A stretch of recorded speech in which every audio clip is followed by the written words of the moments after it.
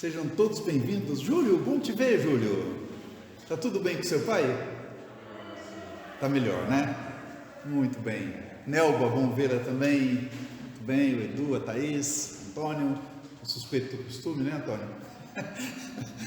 Bem-vindos a todos vocês. Nós temos hoje uma pessoa nos visitando pela primeira vez. É bom avisar que já começou. Nós temos uma pessoa nos visitando pela primeira vez. Está conosco o senhor Manuel, não é isso, senhor Manuel? E se o senhor quiser, por favor, apresentá-lo. Sim. Quer que eu apresente? Que o apresente. Sim, bom dia. Olha, meu irmão Manuel veio, a semana passada, mas eu conheci ele vive no leste, perto de coisa de 2 minutos a pé, pertinho da nossa casa. E é um prazer apresentá-lo, porque é meu irmão carnal e irmão do Senhor. Amém. Um duplo prazer, um duplo pleasure, vai? Amém. Muito bem, senhor Manuel, seja bem-vindo. É uma bênção quando nós podemos dizer isso. É irmão na fé, e é irmão na carne e irmão na fé também. Muito bem.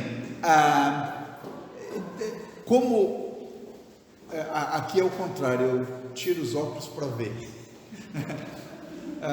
Tereza, porque está de máscara, não sei, é a primeira vez que vem? Não. Já veio da vez. Sim.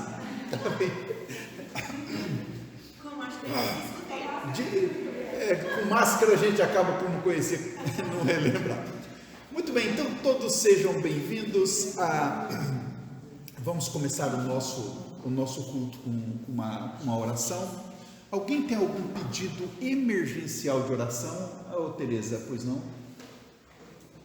Essa semana eu recebi uma coisa assim, não muito positiva e a Tânia, esposa do Marcelo, o irmão dele infartou no Brasil e faleceu agora dia 12. Ele está longe, a mãezinha dele é o segundo filho que perde pelo mesmo motivo, infarto.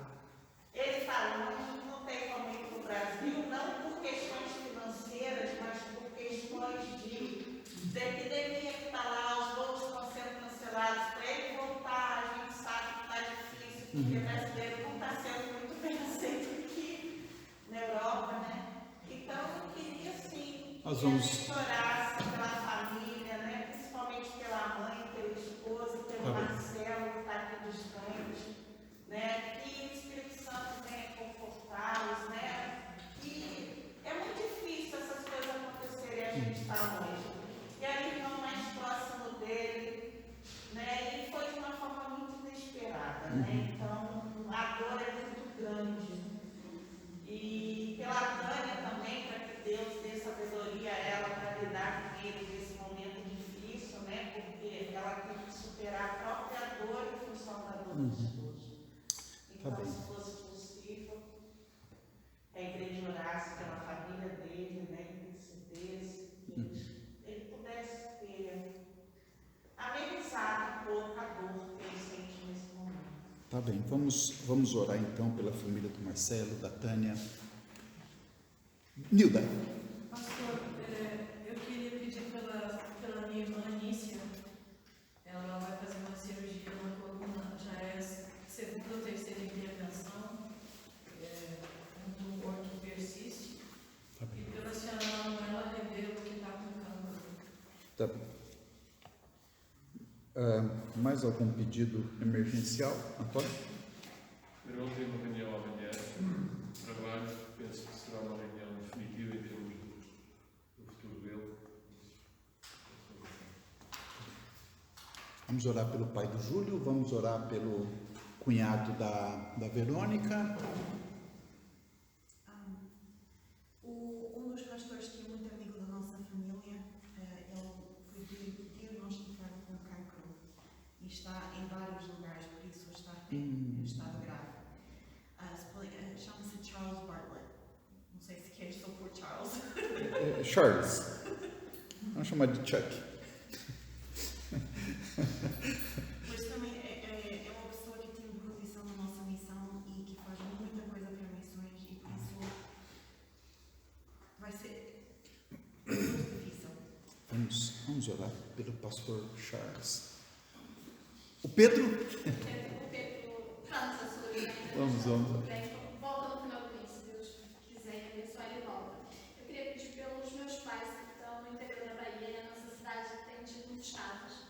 E acaba por ser um bocado preocupante. Cada dia aumenta mais, é uma cidade pequena, mas está descontrolada. Eu queria pedir livramento e proteção para os meus pais que estão lá em casa, mas há sempre riscos. Tá bem. O pai do Júlio, quer dizer, já tem melhora. Ele fez alguns exames, foi diagnosticado com cálculo renal. Ai, calma. Dói. A situação lá para saber se vai precisar fazer cirurgia ainda ou não. E queria incluir também a minha mãe, que ainda está com Covid.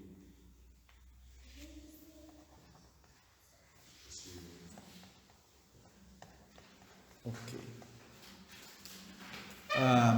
Mais algum pedido?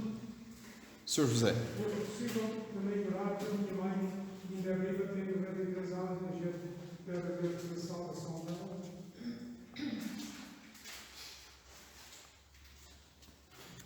Ok. Muito bem. O cunhado da Verônica, ele está em estado muito grave. Ele já tem cirurgia cardíaca feita já, está em estado muito grave, e ele precisa estabilizar para poder ser transferido para um outro hospital. Do jeito que está, é risco. Então temos que orar. Já tem UTI preparada. Tem autorizada, mas também já não tem uma vaga. Então, mas do jeito que está, ele não tem condições de ser transportado. Ele está na periferia de Fortaleza e precisa ir para a capital. Pedro, tem um lugar aqui, e se vocês quiserem juntar duas cadeiras aqui, também não tem problema, viu? Se quiserem juntar duas aqui. Ok. Tem algum pedido emergencial de oração, vocês? Tá bem, nós vamos começar então orando. Diego, hoje você pode ficar aqui. Tem opção. E tem uma poltrona ali atrás também. Se quiser ficar naquela poltrona, pode ficar também. Só não pode deitar. Vamos ter algum pedido especial de oração, Diego? Vamos orar. A Aurora tem. Não é um pedido, é um agradecimento. Um agradecimento? Estamos quase lotados hoje. Muito bem. Graças a Deus, realmente. Vamos orar. Senhor, em nome de Jesus, obrigado por estarmos reunidos em família, Pai. Obrigado por termos esse espaço aqui que permite que nós fiquemos de forma segura, afastados naquele espaço que recomenda, Pai, a direção de saúde. Queremos fazer as coisas seguindo, Pai, as recomendações das autoridades, porque sabemos que é lícito, é bíblico, que nós cumpramos as leis dos homens também, desde que elas não firam, não se choquem com a Tua palavra. E sabemos que isso é preservação da saúde, da vida, e isso vai de encontro à palavra, não se choca, Pai.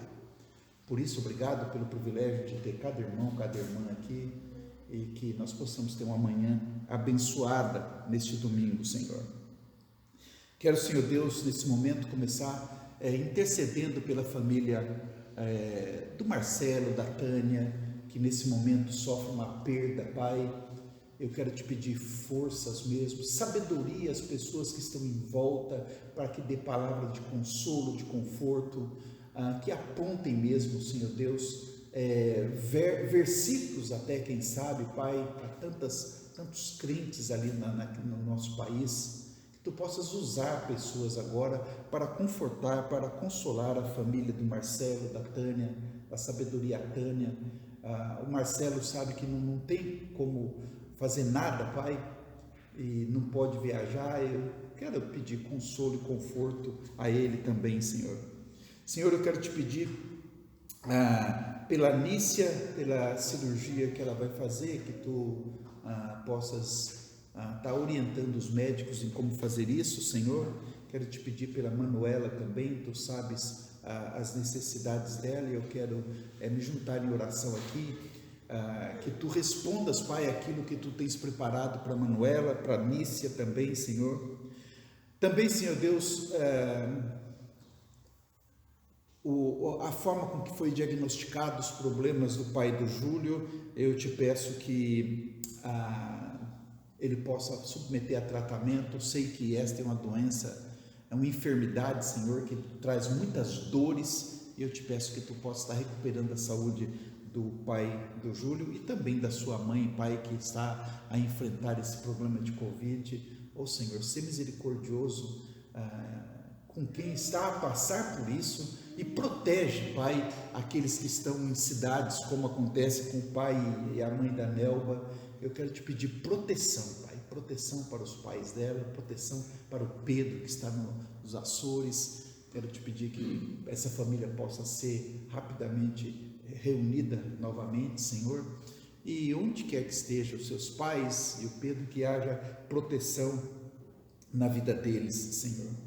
Te peço também, Senhor Deus, pela mãe dos nossos irmãos Ribeiro que aqui estão, Senhor, que tu possa ser misericordioso com a saúde dela, e que possa também, Pai, fazer com que ela reconheça, da mesma forma que os seus filhos reconhecem o senhorio do Senhor Jesus na vida deles, que a mãe deles também possa, Pai, mesmo em avançada idade, que ela possa reconhecer que só Jesus é o Senhor, só Jesus é Deus, só Jesus é o Salvador, e possa entregar a sua vida a Ele também, Senhor. Senhor, eu quero colocar nas suas mãos ainda a família, a vida do pastor Charles, que está a enfrentar esse cancro. Eu quero te pedir, Pai, em nome de Jesus, que tu possas orientar os médicos em como tratar com essa situação, Senhor. E pelo testemunho da irmã Aurora, é alguém que é tão útil na obra, Pai. Eu te peço, na tua infinita misericórdia, que tu seja misericordioso com o nosso irmão, com o pastor Charles, e que ele tenha um tratamento adequado, que não venha sofrer, Senhor, e que no momento de ir ter contigo, que ele vá de forma suave e tranquila, Senhor. Sabemos que todos um dia passaremos por isso, e eu quero te pedir, Pai, que essa passagem do irmão Charles se dê de forma que ele não venha sofrer muito, Senhor. Mas na tua infinita misericórdia, se há algo que pode ser feito por ele, ainda que seja, Pai. Coloco nas suas mãos também, Senhor Deus, a vida do Radier, do meu cocunhado, da Valéria, toda a família que está envolvida na recuperação, no apoio, Pai, ao Radier. Eu quero te pedir, Pai, em nome de Jesus, que ele consiga estabilizar, que nós tenhamos notícia boa ao longo do dia de hoje, que ele já possa ser transferido para esse local onde tem UTI, onde ele possa ser melhor tratado. Coloca, Senhor, os pedidos todos que foram mencionados aqui nas tuas mãos, coloca esse culto nas tuas mãos, que nós possamos ter uma manhã abençoada mesmo, em nome de Jesus, amém. Amados, vamos, mesmo sentados, vamos para o nosso primeiro louvor. Se vocês quiserem juntar duas cadeiras aqui, por favor, fique. Aqui já fica mais de frente. Isso. Muito bem. Vocês vão. Mas tem aqui, tem um sofá, o privilégio. Ok.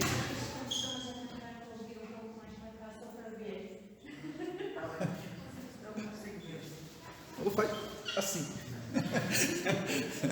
Muito bem.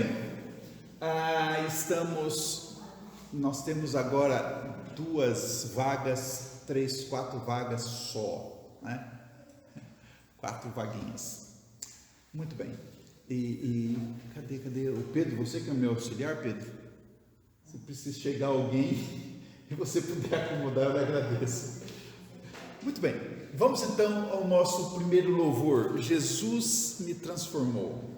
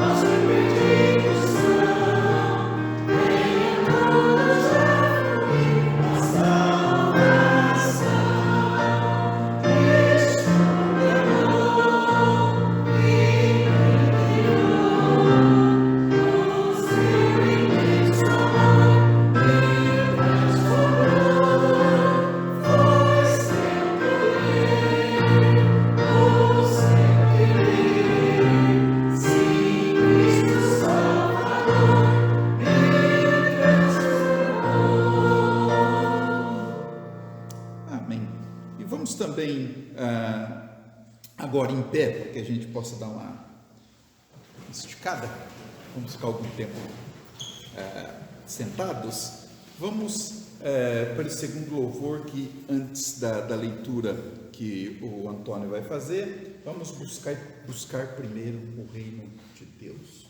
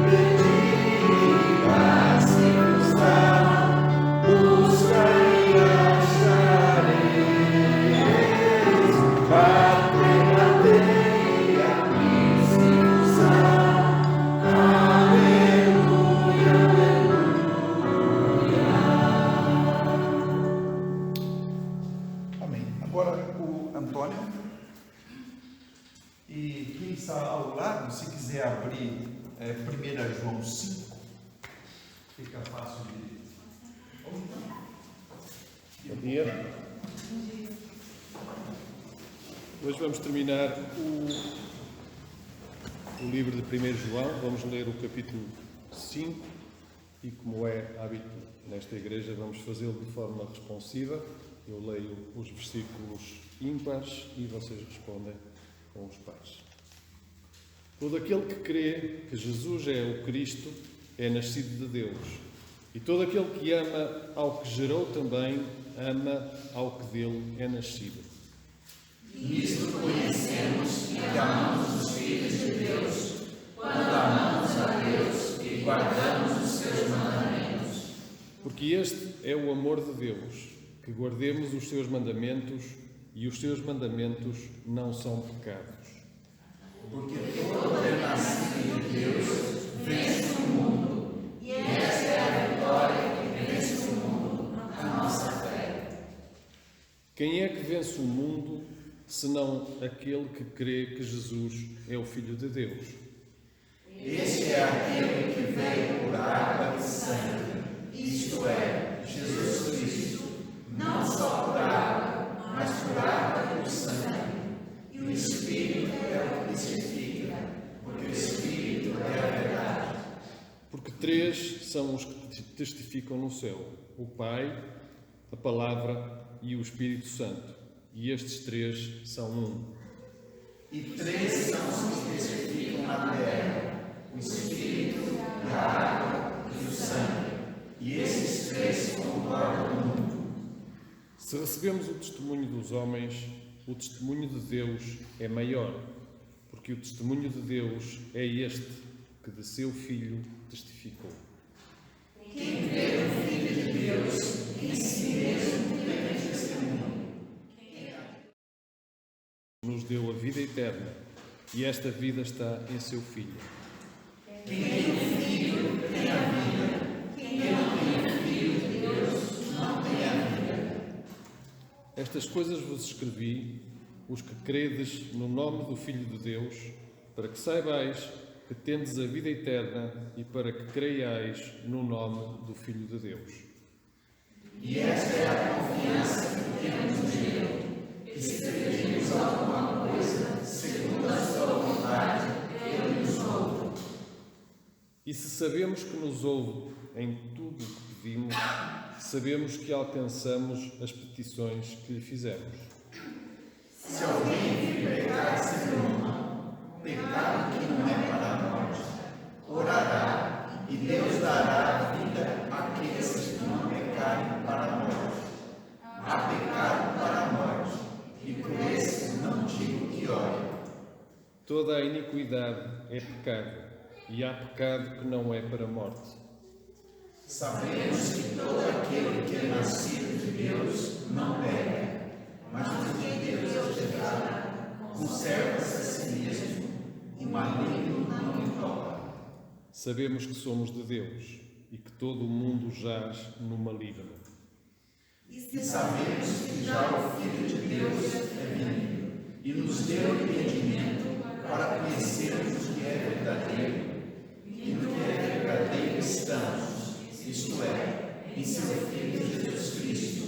Este é o verdadeiro Deus e a vida eterna.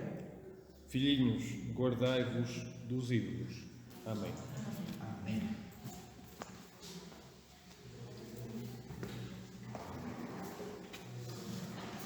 Obrigado, Antônio. E depois desta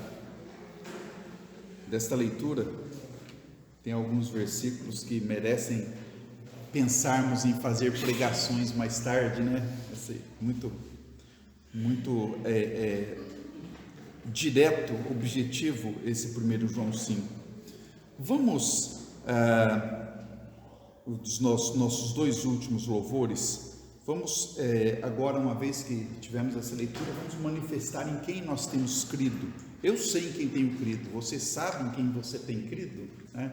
É o que diz esse hino que vamos cantar agora. Eu sei em quem tenho crido.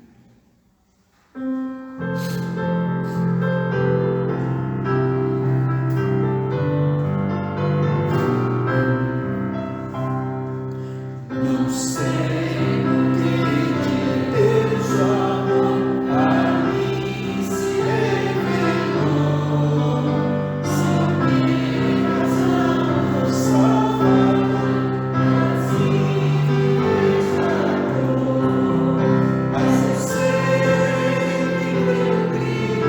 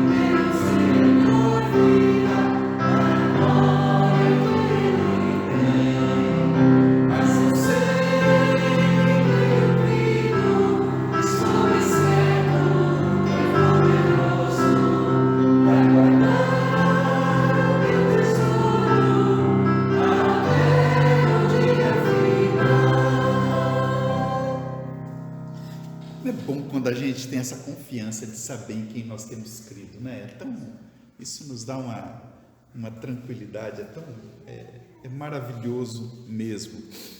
Amados, agora, antes de nós iniciarmos a nossa mensagem, nós vamos para o nosso último louvor, e é um momento também que nós recolhemos os nossos dízimos e ofertas. Sempre dizemos que isso é um privilégio e uma responsabilidade dos membros dessa igreja, por isso, se você está nos visitando, saiba disso. Nós vamos então ficar em pé e vamos cantar que Jesus, Cristo, é o nome mais alto.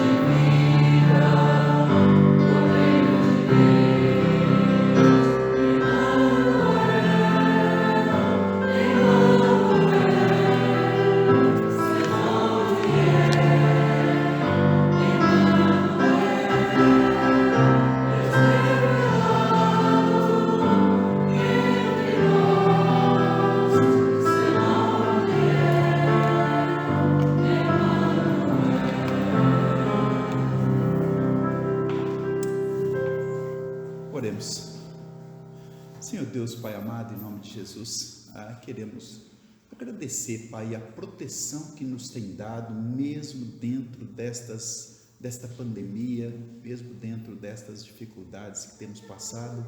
Tu tem nos protegido, Pai, e eu sou grato a Ti por essa proteção que nos deste.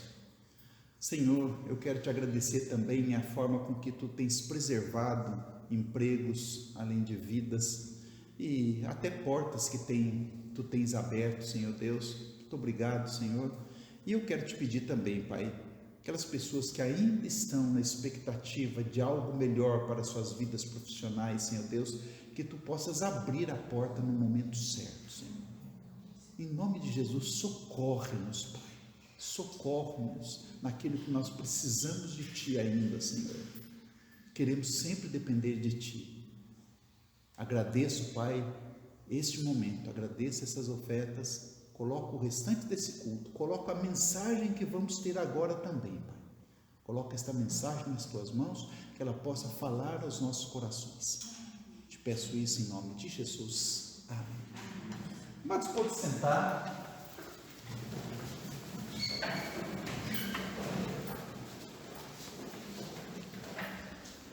Deixa-me.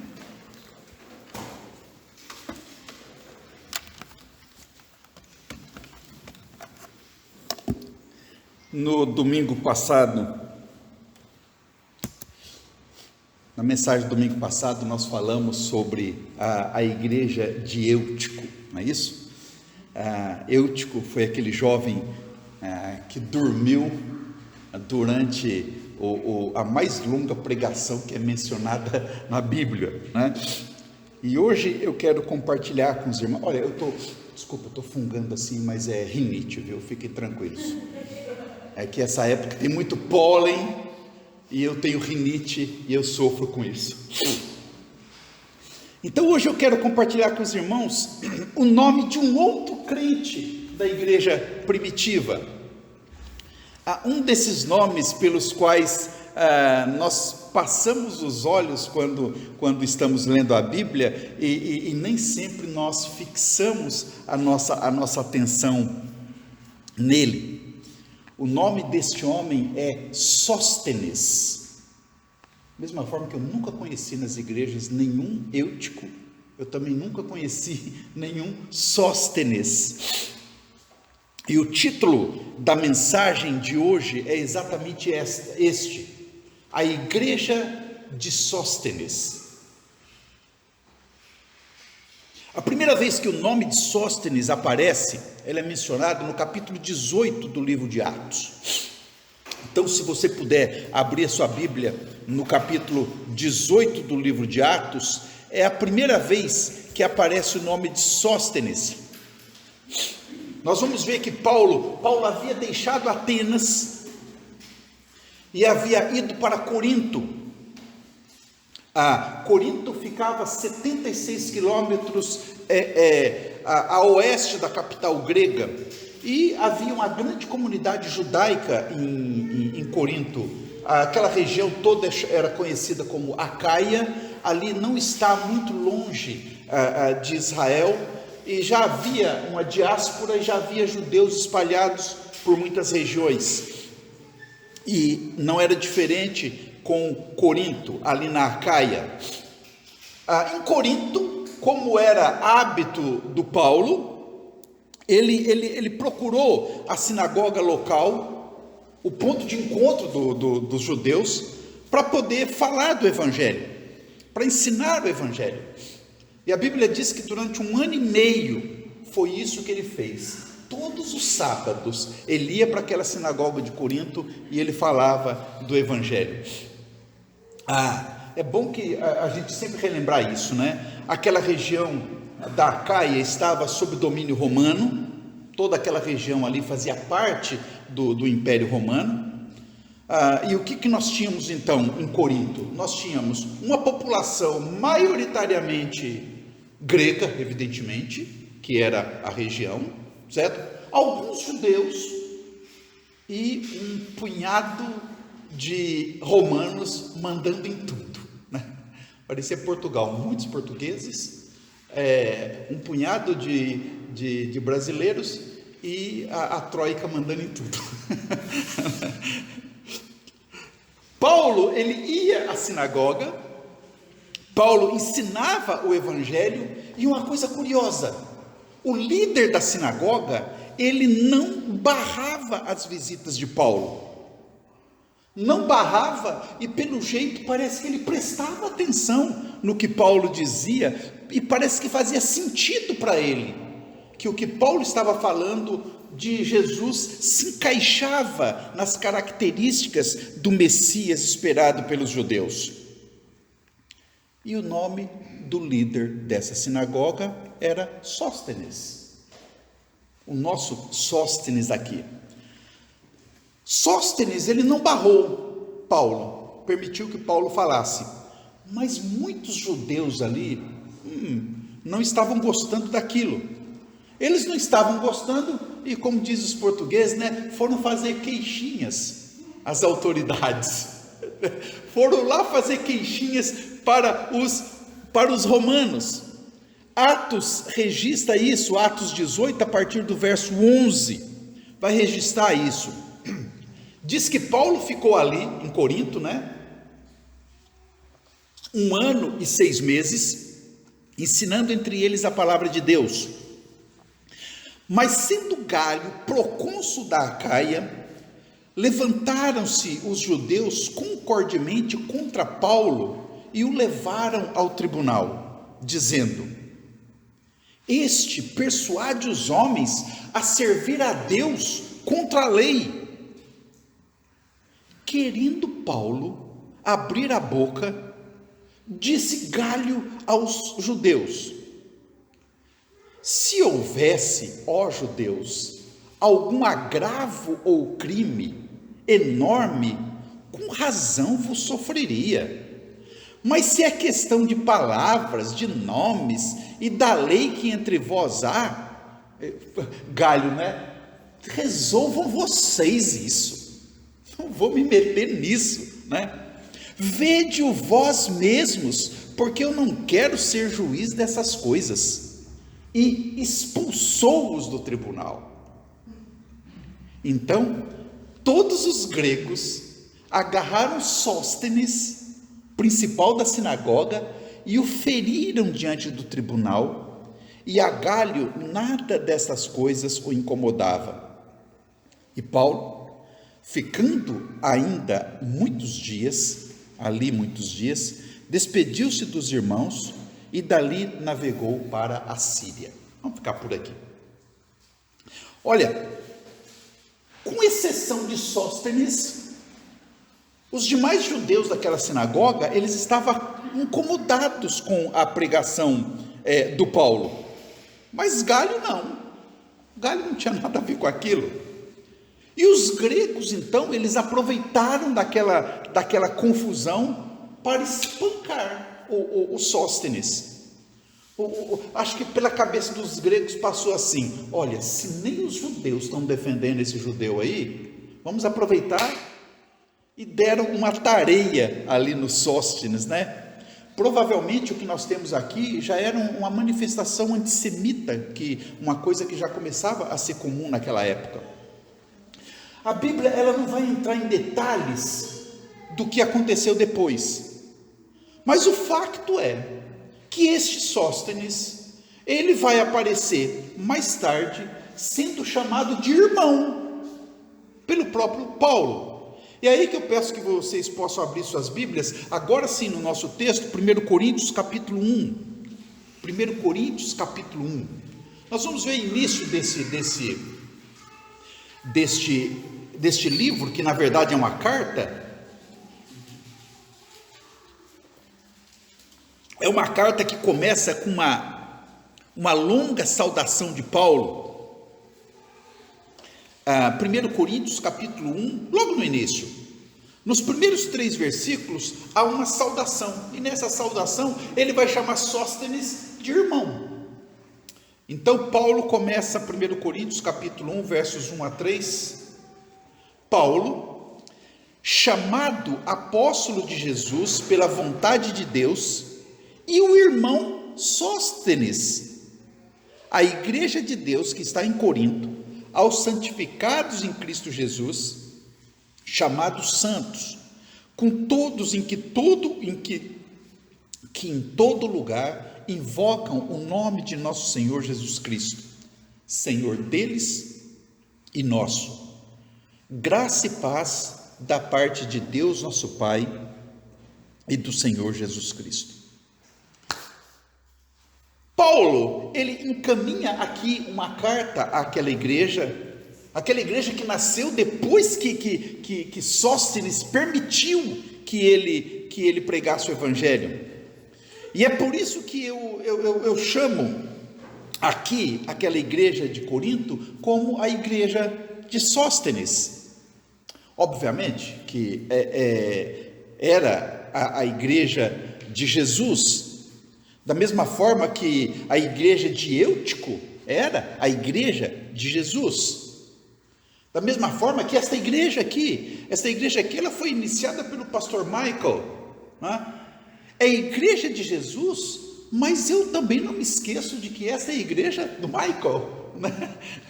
Nós devemos honrar a história das pessoas que vieram antes de nós. E agora, amados, eu quero ver aqui 3 características desta igreja de Sóstenes. 3 características que devem ser almejadas pela nossa igreja nos dias de hoje. Em primeiro lugar, numa igreja como a igreja de Sóstenes, deve existir acordo entre os membros. Observe o versículo 10. O versículo 10 diz: rogo-vos, porém, irmãos, pelo nome de nosso Senhor Jesus Cristo, que digais todos uma mesma coisa, e que não haja entre vós dissensões, antes sejais unidos em um mesmo pensamento, em um mesmo parecer. Paulo, ele rogou, Paulo pediu insistentemente àqueles irmãos que fossem unidos no mesmo pensamento e no mesmo parecer. Claro que numa igreja há pessoas com os mais diversos gostos. Nós podemos ter pensamentos políticos diferentes, nós podemos ter gostos desportivos diferentes. Eu penso de uma forma, o Antônio e o Edu já gostam de outra equipa, ali tem alguém que é lá do lado de Guimarães, né? Nós podemos ter gostos diferentes, desportivos, nós podemos gostar de sítios diferentes. Eu não gosto de praia, eu gosto de serra, tem gente que prefere. Temos gostos diferentes de sítios, comidas diferentes, tem coisas que vocês comem que eu não como de jeito nenhum, e é possível que tem coisas que eu como que vocês não queiram nem passar por perto, né? Então, nós temos gostos de lazer, de filmes diferentes. Mas nas coisas concernentes a Deus, nas coisas concernentes à palavra de Deus, à igreja, não deve haver entre nós dissensões. Nós devemos ser unidos em um mesmo pensamento, em um mesmo parecer. Essa é a postura que deve ter. Em segundo lugar, uma igreja como a de Sóstenes, ela deve ter alicerces firmados na verdade do Evangelho. Os versos 21 a 25, diz assim, verso 21, visto como na sabedoria de Deus, o mundo não conheceu a Deus, pela sua sabedoria, aprouve a Deus salvar os crentes pela loucura da pregação, porque os judeus pedem sinal, os gregos buscam sabedoria,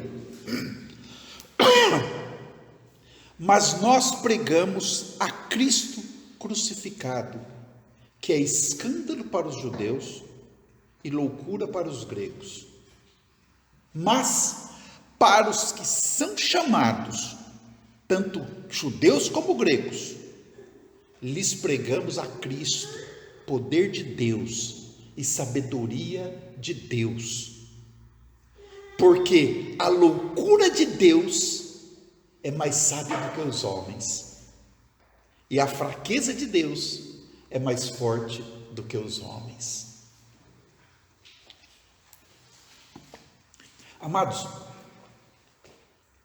poucas vezes na história do cristianismo a igreja foi tão seduzida pelas coisas do mundo como tem acontecido nos dias de hoje.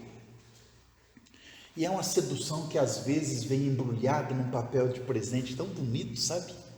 Olha, façam assim, façam assim. Agora Paulo diz que aprove a Deus salvar os crentes como? Pela loucura da pregação. Mas muitas pessoas querem nos dias de hoje que a igreja tenha outros alvos, outros focos. Essa semana que passou agora, eu ouvi uma coisa de um pastor famoso brasileiro, um jovem pregador. Ele disse, observe o que ele disse, abre aspas aqui, ele disse, eu preferia viver sob um governo que fosse menos seguro para os crentes, mas que fosse melhor para a sociedade. Eu preferia ter a minha liberdade religiosa sacrificada em função do bem social do que ter um presidente que fala bem da igreja. Fecha aspas. Vocês sabem o que é isso? Isso é o evangelho social. Interessa mais o social do que a salvação de vidas. Sabe o que é isso? Isso é o socialismo entrando dentro das igrejas.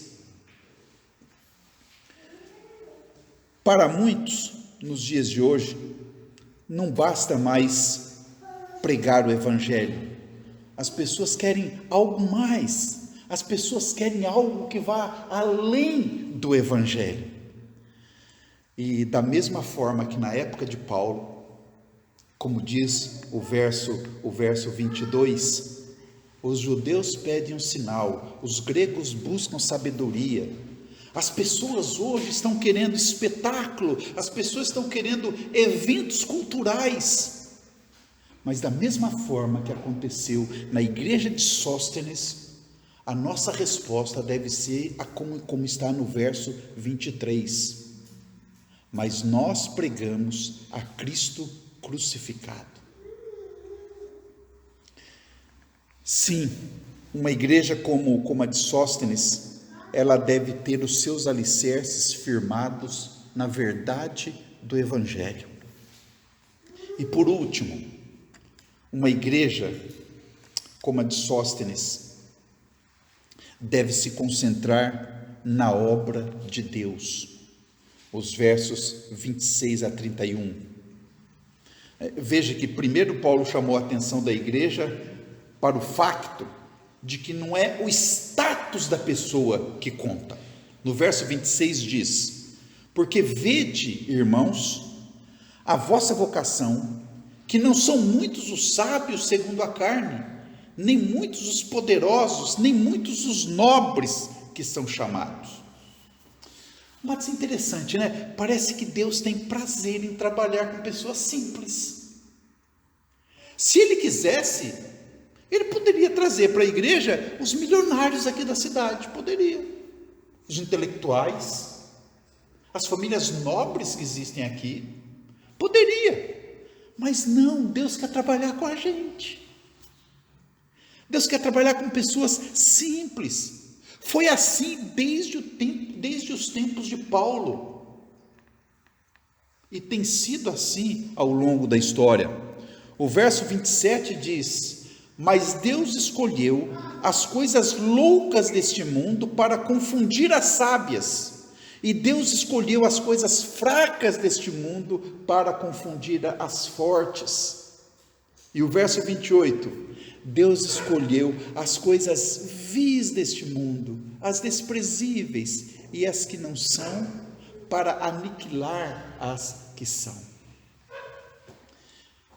E Deus não fez isso por vou trabalhar mesmo dessa forma à toa. Não, Ele tem um propósito. Não foi como o Einstein disse que Deus não joga dados. Em português diria: Deus não age ao calhas, né? Deus não age aos calhas. Ele tinha um propósito para isso. Ele tinha um propósito, e o propósito está especificado, está explicitado no verso 29. Para que nenhuma carne se glorie perante Ele. Toda honra, toda glória, todo louvor deve ser dado ao nosso Deus. Amados, tudo o que você fizer aqui na igreja, tudo o que você fizer, cada detalhe, cada participação que você tiver em alguma atividade, cada prato que você trouxer para um jantar que nós fazemos aqui, cada arrumação que você fizer aqui dentro da igreja, se for feita por vanglória, se for feita por orgulho, para satisfação pessoal, como nós brasileiros dizemos, né? Para aparecer, de nada adiantará, de nada. Numa igreja de Sóstenes, nenhuma carne deve se gloriar perante Deus. Nós que estamos aqui, nós que fomos alcançados por Deus, Ele nos alcançou com um propósito. E o propósito é unir-nos a Cristo. Como diz o verso 30, mas vós sois dele, em Jesus Cristo, o qual para nós foi feito por Deus sabedoria e justiça, e santificação, e redenção. E o verso 31, porque como está escrito, aquele que se gloria, glorie-se no Senhor. Nenhum crente tem razão alguma para se gloriar naquilo que faz. Nós não fizemos nada para ser alcançados por Deus, para ser salvos por Deus. Jesus fez tudo. Então, toda honra, toda glória, todo louvor deve ser dado ao nome santo do nosso Senhor e Salvador Jesus Cristo, para todo sempre. E quem crê nisso, diga amém. Amém. A nossa igreja, irmãos, deve buscar ser como a igreja de Eutico, uma igreja que era portadora da luz, uma igreja que estava desperta. Nossa igreja deve ser como a igreja de Sóstenes, como a igreja de Paulo. Estas são as igrejas que devem servir de parâmetro para tudo aquilo que nós fazemos aqui. Tenhamos sempre isso em mente. Vamos orar. Senhor, em nome de Jesus, sou grato a Ti pela vida de homens como Eutico, pela vida de homens como Sóstenes, que deixaram suas histórias marcadas nas páginas das Tuas Escrituras, para que nós possamos hoje olhar para o Seu exemplo, para o Seu testemunho, e para que nós possamos tirar orientações de como deve ser o nosso proceder.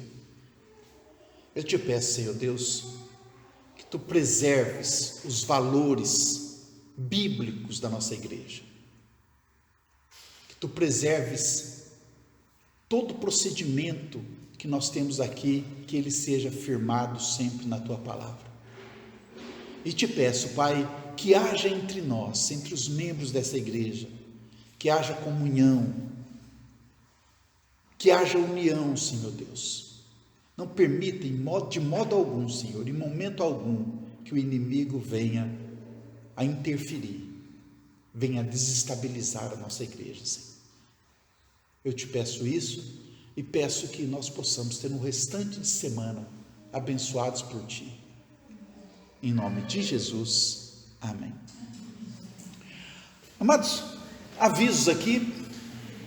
Nós temos o ensaio do coro, que vai ser quando, o primeiro versículo de memorização, Romanos 10, 13, só mais 2 semanas, certo? Depois, o ensaio do coro, 27 de junho, às 15 horas, mesmo se você não entrou ainda no coro, e se quiser participação, tem espaço ainda, viu? Venha. Depois, reunião de jovens, logo depois do ensaio, das 4 às 6, estão também estudando o livro de Hebreus, e era isso, Assembleia Geral, nós temos que definir isso agora, certo? Nós temos uma assembleia que precisa ser realizada, a assembleia tem que ter uma semana de antecedência, 2 semanas de antecedência para apresentarmos a convocatória. Então hoje é dia 14, no próximo domingo é dia 20, 21. Então aí nós temos que dar tempo suficiente para... Pelo menos no dia 27 temos já. E a gente pode fazer a convocatória online, certo? Então nós podemos fazer a assembleia dia 27. Vamos ter que pensar então como é que vamos fazer as coisas.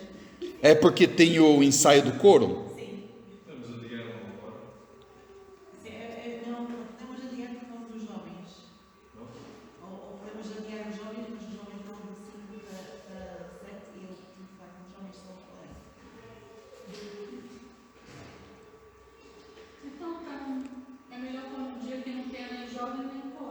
Então no outro sábado, no posterior, certo?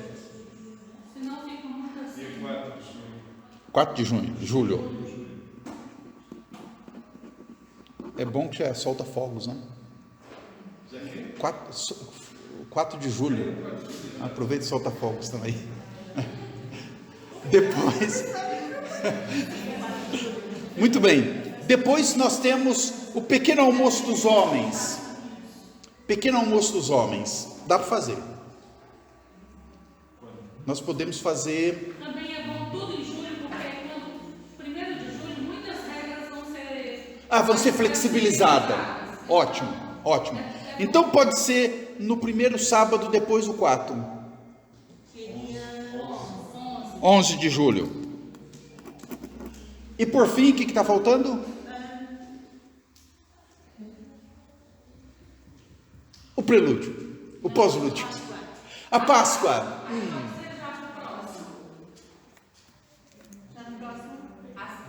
Vai ter a ceia. Havia ceia. Páscoa e ceia. Então, no domingo depois da Assembleia. Não, fica muito longe. Não. A Assembleia não vai ser 4 de julho? É 3 semanas. Então 27. Então 28. 28 no caso. Ok. 28 de junho.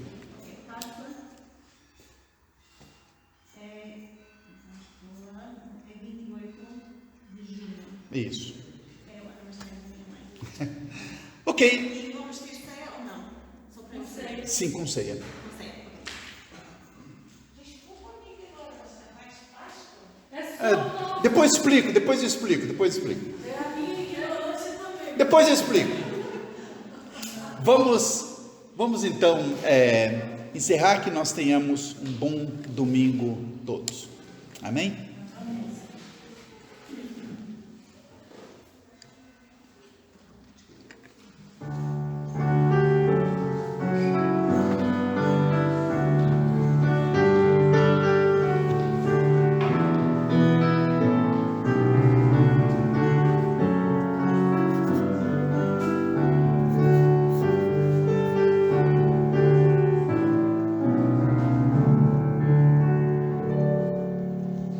Amados, boa semana, Shavua Tov Lekulan, e eu vou explicar para as irmãs